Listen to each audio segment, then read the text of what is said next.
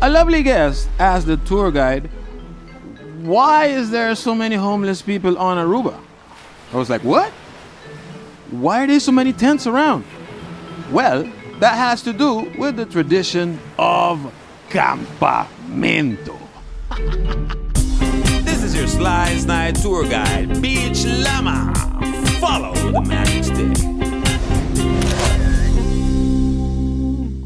You see, Aruba is predominantly Catholic for about 85% of the population, with varying degrees of piety. And as such, we do take part in certain celebrations and traditions. Yes, we celebrate the Christmases and Carnivals, and yes, Carnival is also a Christian tradition, to an extent that is, because our Carnival is tied to Ash Wednesday, just as Fat Tuesday or Mardi-Gras is. We wave goodbye to meat and vices in one big hurrah, celebrating all things meat and vices, thus welcoming Lent, a serene period of self-reflection and guilt trip spanning 40 days that culminates with a long weekend holiday from Good Friday to Easter Monday, where camping is the norm, especially on the many public beaches. Obviously, there's some legal/permit yada involved that I'm not gonna bother you with,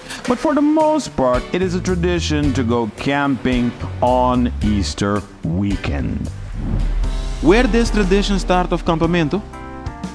No idea. I don't know. No idea.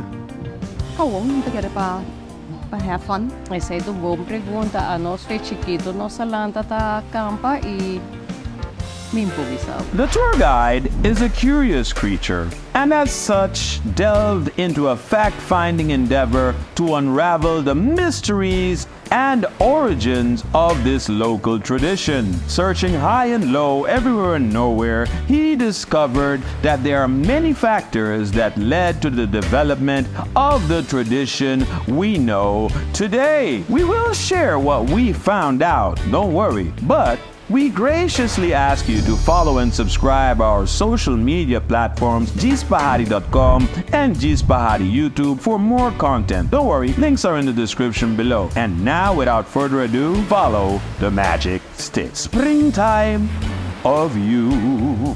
In the olden times, the local youths would venture out camping on Easter weekend, specifically from Saturday to Easter Sunday. What would inspire them to do so, and why specifically on Saturday? Well, the Aruba of yesteryear was very pious and superstitious.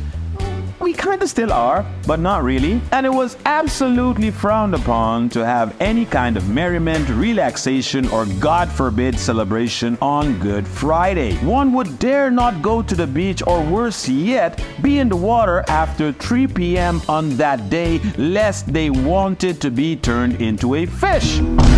For this reason, Saturday was the preferred day to start one's camping adventure. In addition to that, the youth-oriented fraternity of scouting might have played a role in spreading camp fever. I meant to say camp fervor that seeped into the subculture of the populace, developing into what we see today. Or maybe, just maybe, it might just have to do with the teens just being teens in springtime. Do you have any idea what's going on with all these tents around here? Yeah, I heard about it. It's during Easter.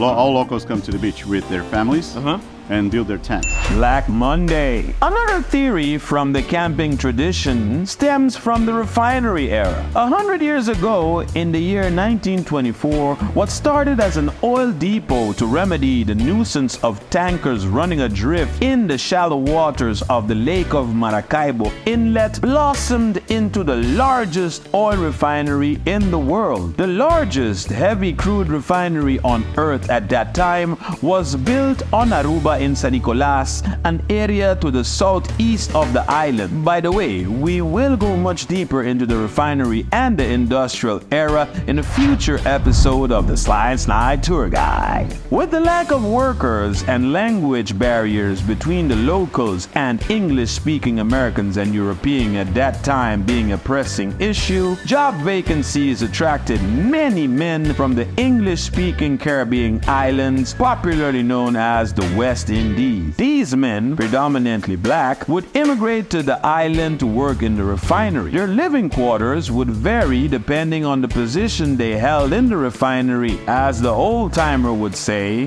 if you're a worker, you live in the village. If you're a foreman, you live in the heights. And if you're white, you live in the colony. The colony, as it was called, was a gated community where all the American and European directors and managers of the refinery lived with all the amenities and luxuries, and to an extent, laws and mandates that they enjoyed back home. And if it was not obvious enough, it was strictly off limits to Rubiano Criollo and Rubiano Novo alike. With access to the most popular beaches in San Nicolas cut off from the rest of the community, the West Indians were left with no choice but to venture pabo. And it was quite normal to gather and celebrate Easter Monday at the various beaches to the southwestern side of the island, thus spawning the term Black Monday for obvious reasons. Kiko Kemembushiri.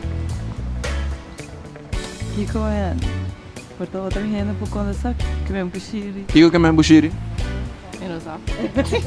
Pascua Maracucho! Viva Venezuela, mi patria querida! Aruba is a stone's throw away from South America. The closest point from Aruba to South America is Punto Fijo, Venezuela, which is about 14 to 18 miles to the south of us. There's always been traffic between Aruba and the mainland dating back to the prehistoric era. But we aren't gonna go back that far into time, ladies and gents. We're heading back to the 1980s when Venezuela was still one of the richest Latin American countries, and a lot of the prominent Venezolanos, many of them from the oil industry, would spend their Semana Santa or Holy Week on the island's beaches. Mostly Eagle Beach, but also Baby and Rogers Beach after the closing of Lago Refinery and the opening of the colony. The era between the 1980s and the 1990s is when the tradition kicked into high gear and transitioned into the version of Campamento we know today. The rest is history. Ladies and gentlemen, I hope you enjoyed today's tour, but before I leave, I would like to extend a heartfelt thank you to Biblioteca Nacional Arubiana Caribiana Digital Collection, Graciela Ned, Misa San Francisco in Oranjestad, Ramon Tot Danderey, and Rica de la Mare for making this episode of Sly and Snide Tour Guide possible. Have a good one, guys, and don't forget, once a guest, always a friend. This is your Sly and Snide Tour Guide, Beach Llama.